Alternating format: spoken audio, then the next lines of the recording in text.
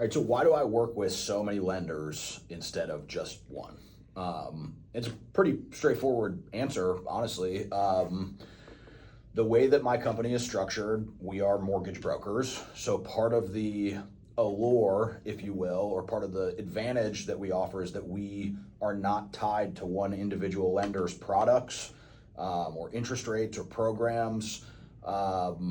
Different institutions and different lenders have different appetites for different loan programs, right? So rather than just being stuck with, one lender that is, they only like to, so I'll give you an example. I have one lender that if you are someone who has an 800 credit score and you're putting 30 to 40% down payment on your single family home and you are a salaried individual, they are hands down, they'll give you the best interest rate, anywhere. It's the best, the cheapest loan, like that is their appetite. They don't do first time home buyer loans. They won't work with you if you are self-employed. They won't do condominiums. So they have like a very specific box of customer and program that they are focused on. And they don't try to do everything because that's just not their specialty. It's not their appetite. They keep it very, very simple and they run really lean.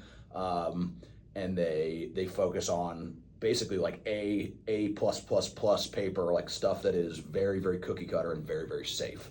I have other lenders that, will lend to somebody who is a first time home buyer, who doesn't have an established credit history, that has a credit score as low as 500, you know what I mean? And like, those are two like very opposite ends of the spectrum, and you can't expect one lender to be good at everything. Like it's like the saying, jack of all trades or a master of none. Like somebody who tries, like a bank or a lender that tries to do everything is not going to do anything well.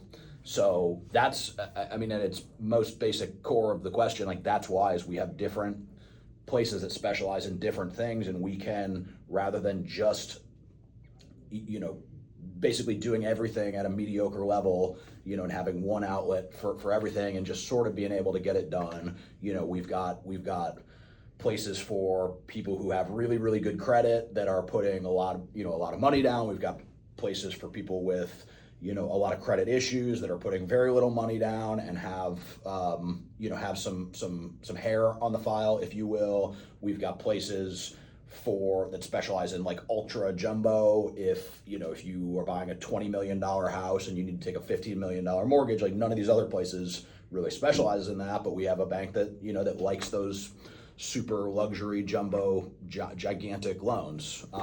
We've got places for people with difficult to prove income that will use bank statements for calculating. And a lot of people do that, but not a lot of people do it very, very well. So that is the advantage of, being a broker versus, if you're working with a direct lender, you're within their box and you're kind of stuck to how well they can do that, that individual program that you need. Whereas I'm talking to 47, I think at this point, investors we have on our roster that, we can place, and everybody has a purpose. Not every single deal is a deal for every bank or lender.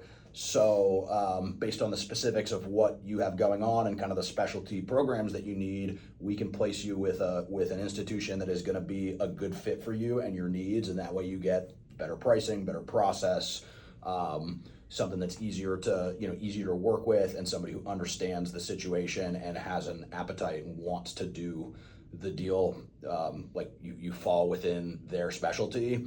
They want to do the deal for you rather than just trying to make it fit into something that they, don't really do very well.